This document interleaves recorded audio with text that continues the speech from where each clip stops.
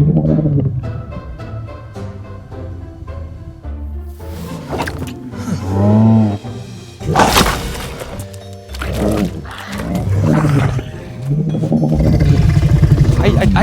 don't have any more.